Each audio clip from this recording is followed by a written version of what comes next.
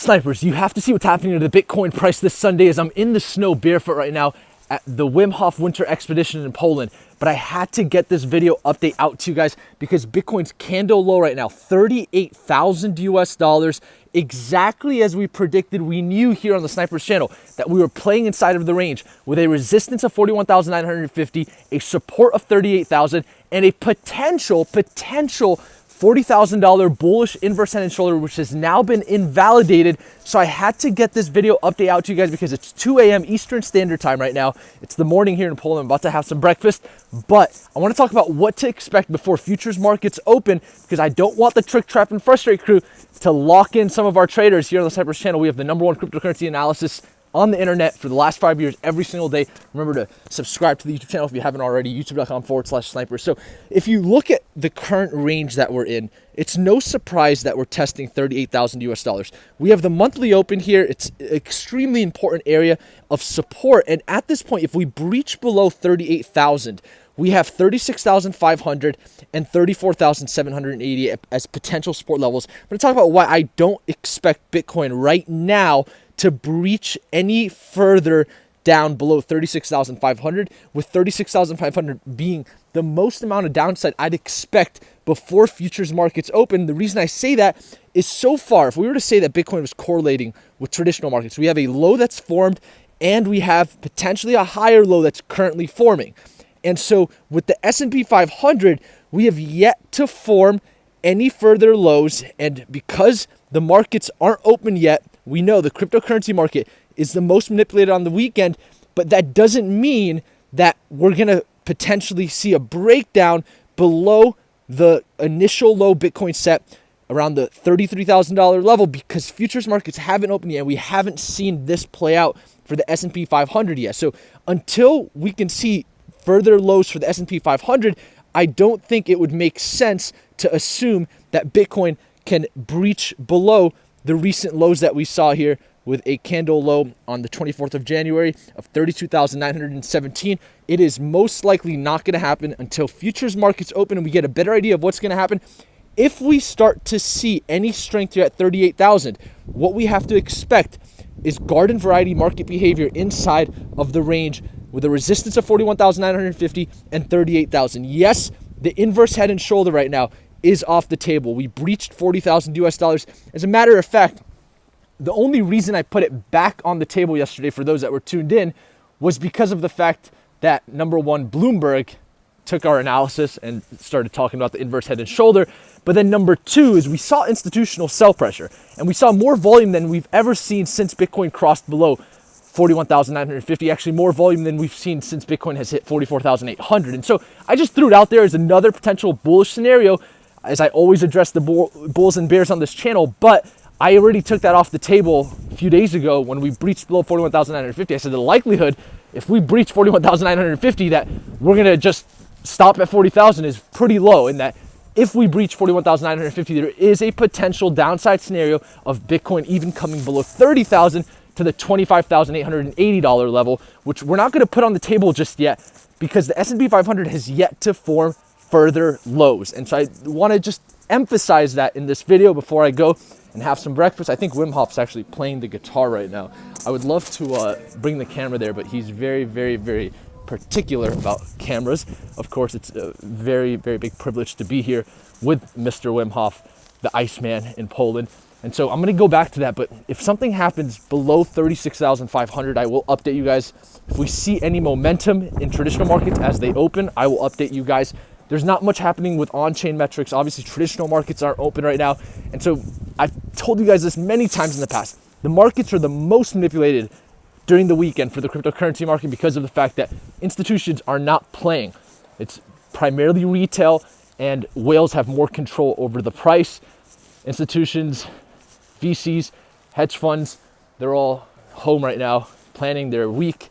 And so, you know, more importantly though, it's the CME charts that affect the Bitcoin price during the week. And somebody commented the other day, like, it's quite clear now that institutions do trade on the weekend. Yeah, but that's not what I'm talking about when I say the markets are the most manipulated on the weekend. I'm talking about CME futures being closed. And so we either gap up, we gap down. Those are the types of manipulation that we see during the weekend. And so A lot of times we'll see a lot of weekend manipulation.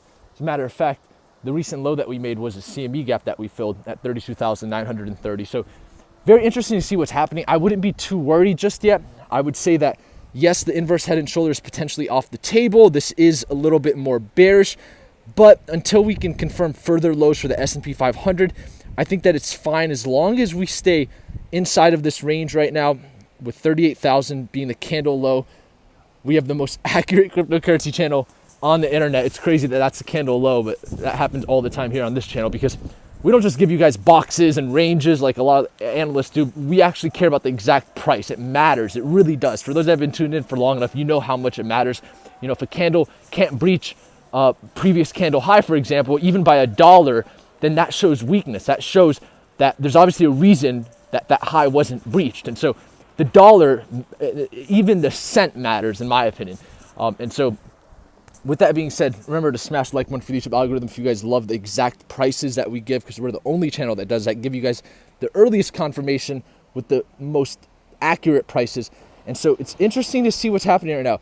Let's do a little bit of technical analysis before I wrap up and get some breakfast. And by the way, my feet are freezing right now, but this is what Wim Hof is all about, right? We're going to be climbing a mountain with shorts on here soon. And then yesterday we jumped inside of an ice cold river and stayed inside for a couple minutes. And we'll do a lot of other crazy stuff here. And so if we look here at the 4-hour chart, we are breaching this monthly open. Notice how we have some low volume right now, which is pretty good to see. Like I said, it's a weekend move, so this is all manipulation. Let's see if we have seen buyer reaction. Look, we've got increasing buy volume and decreasing sell pressure. That's a very positive sign. It's not as much buy volume just yet. But remember, we looked at OnChain Metrics the other day, and we had not just Bitcoin coming onto exchanges, we actually had more USDT coming onto exchanges during this weekend.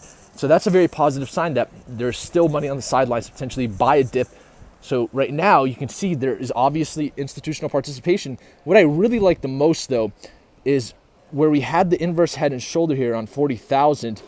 Look at the 1-hour volume. We saw more buy volume than we did sell pressure. So obviously this dip is being bought right now. Bitcoin is being dollar cost averaged into, whether it's institutional or retail capital. And so it's clearly in an area that at any point in time, it could see a reversal. I think that we're waiting on the S&P 500 right now.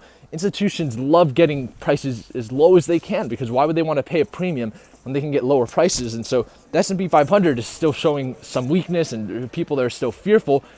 Why wouldn't they bring it down to the channel range of 38,000, get some better prices? And then we'll have to see what happens to the S&P 500, because there's obviously a lot of fear going on in the markets right now. So with that being said, I believe that's all I wanted to cover today, but micro time frames don't look bad. We have some good volume coming in on the hourly, already at 40,000. And even right now we're seeing some ascending buy pressure. You know, you can see it's clearly manipulation right now. And it's not a surprise at 38,000 is where we saw the volume come in. Looking into the 5-minute chart, we're not getting much hints here. What I will say is that the Ethereum to Bitcoin chart, nothing yet to really go home, tell grandma about. No momentum there, no hints that we're getting out of that. It's really just Bitcoin right now that's moving.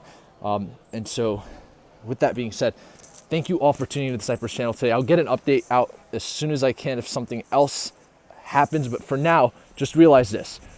41,950 and 38,000 is the range that we're currently playing in. It's not a surprise that we've hit 30,000. 40,000 was nice to be there. It was potentially a bullish scenario that was on the table, but it's off the table at this point. Now, 36,500 comes below 38,000, and then 34,788 comes below that. If we breach 34,788, that's where a real capitulation type of situation, a dump, potentially a target of 26,000 comes on the table. But until we get to that level, we're not going to talk about that, because Bitcoin is the most bullish asset in history. It's going to be hitting $150,000 to $250,000 during this bull cycle. And it doesn't matter that we're seeing downside right now. That's the time to be dollar cost averaging into such a bullish asset. And with that, thank you all for tuning in to the Snipers channel today. I appreciate each and every one of you tuned in. Remember to smash the like button for the YouTube algorithm if you support this content, and I'll see you guys soon. Snipers out.